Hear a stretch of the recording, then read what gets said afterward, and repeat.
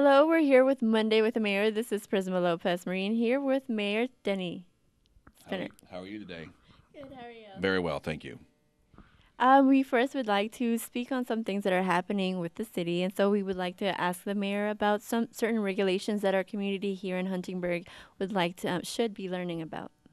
Well, one of the things that is always of concern is code enforcement, and code enforcement's job is to make sure that our city maintains its look and feel, make things that sure that undesirable events are not there, and working with our residents. For the most part, our residents, when they are aware of these regulations, such as mowing and those regulations, they are very cooperative in helping us out. So in an effort to kind of get that information out, and as the seasons change, different things become different concerns. So in an effort to kind of inform our residents that of regulations that are coming up for the springtime that they need to be aware of, there will be a flyer coming out in our April utility billing that will kind of review some of the standards, the expectations as part of our code enforcement, the things that can, if you're aware of them, that you can help us keep up to date on.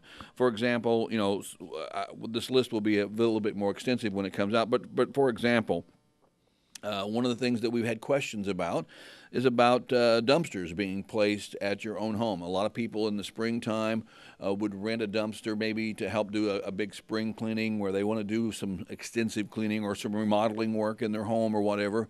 And there is a regulation that you must have a permit to have a dumpster on your property during that time. It's a temporary permit that you can get through the city just by calling our code enforcement officer or calling City Hall, but it is something that you need to have so that when our police or our code people go out and they see a dumpster in the yard, if there's a permit, that's fine. And I know that with spring coming up, there are a lot of people that do that type of home cleaning or remodeling, and that's just one of the things that's on this list. Other things we're talking about, abandoned vehicles. What is the definition of an abandoned vehicle? So if that information's out in front of those our citizens, they will understand what's required and what's not allowed.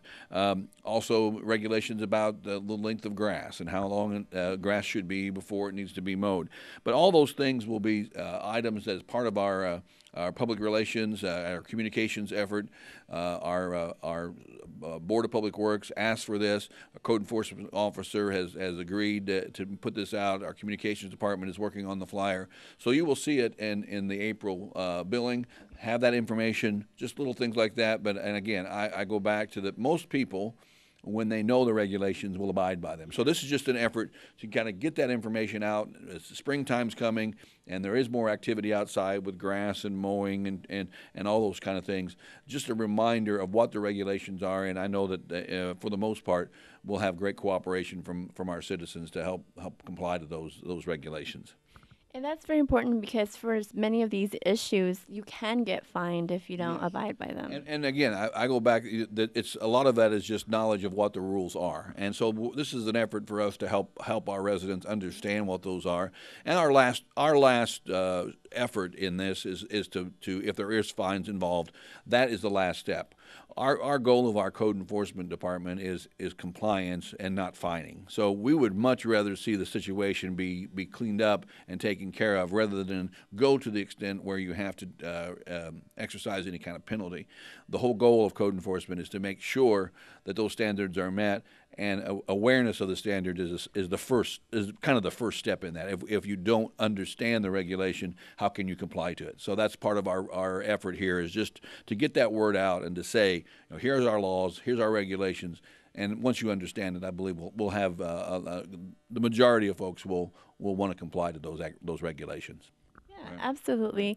And alongside that, as spring is coming, many people are out and about, and one of those good opportunities here that we have, I include myself, that that this lovely place of Huntingburg has is the transit opportunity to be used. Right. One of the unsung heroes of our services here in Huntingburg is our transit department, and it's a public service. It's a great department. Sue Tooley and Jackie Leakin run that department. We have outstanding drivers, but our Huntingburg transit system is something that I think as the public has become more aware of it has continued to grow. Initially, it was brought into the community as a service for senior citizens, and it still sometimes has that kind of label that, well, that's for seniors. Well, no, it's a transit system that's open to all users. Any citizens in Huntingburg, anybody who wants to use it, can use the transit system. It's a on-call system. There's no regular routes. But which means that if you need a ride from your home to somewhere in town, say the grocery or the pharmacy or to the doctor's appointment, and you don't have that capability, either you don't have it, your car's not working, or you just don't have a ride, you can call our transit service. They will schedule that appointment, a pickup and a drop-off, and it's very costly. However, it's $1 a ride. So for $2, you can get from your home to your location and back. Our very courteous drivers will come and help you get from one location to another. And the ridership has really been something that has gone up. And again, as the understanding goes beyond just for senior citizens, it's a service that any citizen can use, and it's done in they're very well trained, very safe environment to travel with.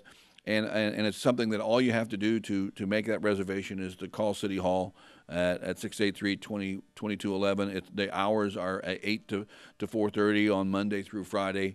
So I mean, and it's available for anyone. It's hard to beat the service. They'll come to the curb and be there for you, and take you to the location and come back and pick you up. So that's something that we've had a lot of people use, not only for those types of visit we've mentioned with the doctor or whatever, but also just to get to work. You know, if you've had some situations where you cannot get to work by a vehicle failure or whatever the case may be, this is an opportunity for you to take advantage of a service we have. It's a federally funded program, but it's a service that we certainly are very proud of here in Huntingburg, and have done a great job of serving our citizens, and something that we'd like to see more people take advantage of.